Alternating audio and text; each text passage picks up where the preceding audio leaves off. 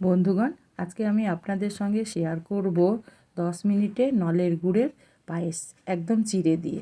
খেতে কিন্তু ভীষণ মজা। আর এই জন্য আমি প্রথমেই নিয়েছি মোটা দানার চিড়েটা আর লাল চিড়ে। এবার আমি একটা বাটির মধ্যে একটা স্ট্রেনার বসিয়ে দিলাম, স্ট্রেনারের মধ্যে দিয়ে দিলাম চিড়েটাকে। এবার আমি চিড়েটাকে চেলে নেব।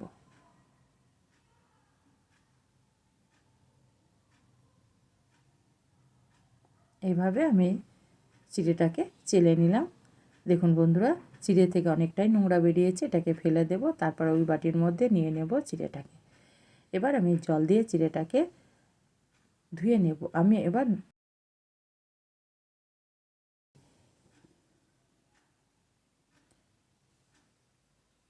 এভাবে আমি চিড়েটাকে দুবার জল দিয়ে ধুয়ে নিলাম। এবার এটাকে সাইডে রেখে দেব। এবার গ্যাসের মধ্যে আমি বসিয়ে দিলাম একটা কড়াইয়ের মধ্যে দিয়ে দিলাম আমি 1 চামচ ঘি। ঘিটা গলে গেলে আমি এখানে দিয়ে দেব মোটামুটি 8-10টা ভাঙা কাজু। আর দিয়ে দেব আমি কাজুটাকে একটু ভেজে নেওয়ার পর আমি এখানে দিয়ে দিলাম 1 মুঠ কিশমিশ। কাজু কিশমিশটাকে এবার নেড়ে চেড়ে আমি ভেজে নেব।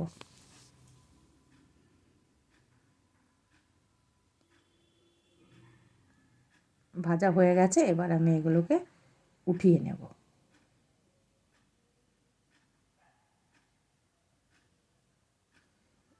এই কড়াইয়ের মধ্যে আবারও আমি দিয়ে দেব 1 চামচ ঘি। ঘিটা গলে গেলে যে চিড়েটাকে আমি ধুয়ে রেখেছি সেই চিড়েটাকে দিয়ে দেব।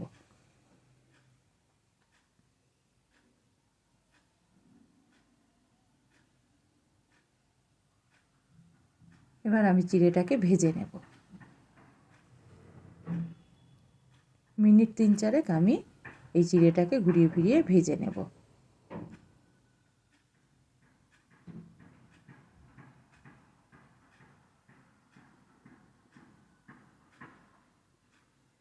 চিড়েটা আমার ঝরঝরে হয়ে গেছে। এবার এই চিড়েটাকে আমি অন্য একটা বাটির মধ্যে ঢেলে নেব। এবার আমি গ্যাসটাকে পুরোপুরি বন্ধ করে দিয়েছি। এবার আমি এখানে দিয়ে দেব 500 গ্রাম দুধ। আমি এখানে গরুর দুধ নিয়েছি। এবার আমি এই দুধের মধ্যে দিয়ে দিলাম 2টো ফাটানো এলাচ। এলাচটাকে দেওয়ার পর আমি দুধটাকে অনবরত এইভাবে নাড়তে থাকবো। নাড়তে নাড়তে আমি ভালো করে দুধটাকে জাল করে নেব।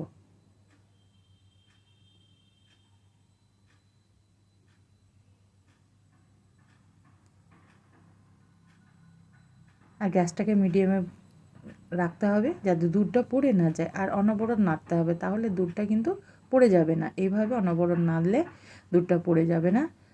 আর এই নাড়তে নাড়তে দুধটা কিন্তু ঘন হয়ে যাবে।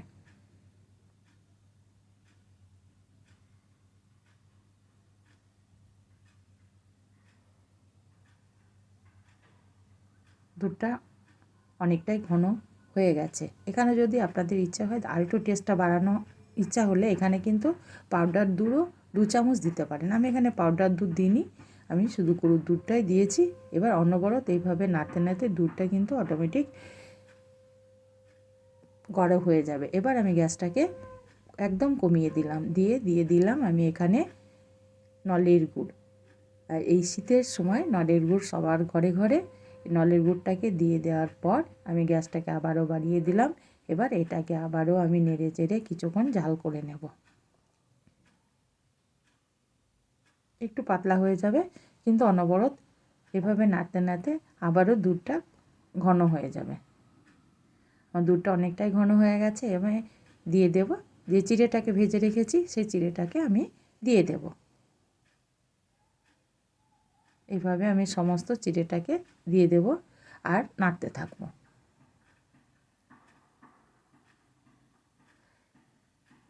এইভাবে দেব আর নাড়ব, তাতে দুধের সঙ্গে চিড়েটা ভালোভাবে মিশে যাবে।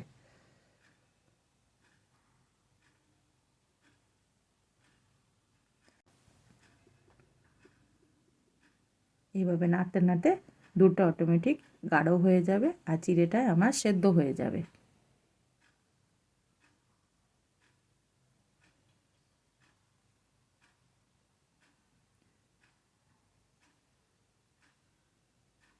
আমার অনেকটাই সেদ্ধ হয়ে গেছে। এই অবস্থায় আমি দিয়ে দেব যে ড্রাই ফ্রুটসগুলো ভেজে রেখেছিলাম সেগুলো দিয়ে দিলাম।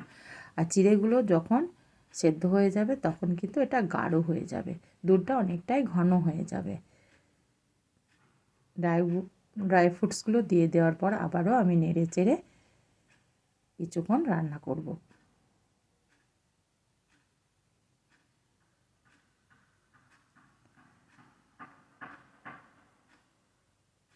এইভাবে অনবরত নাড়তে হবে যাতে তলে লেগে না যায়। দুধটা আমার গাঢ় হয়ে গেছে। এর থেকে আমি দুধটাকে আর ঘন করব না, যেহেতু ঠান্ডা হয়ে গেলে চিড়েটা কিন্তু অনেকটাই দুধটা টেনে নেবে, তখন কিন্তু পায়েসটা একদম গাঢ় হয়ে যাবে। সেহেতু আমি এই অবস্থায় রেখে দেব।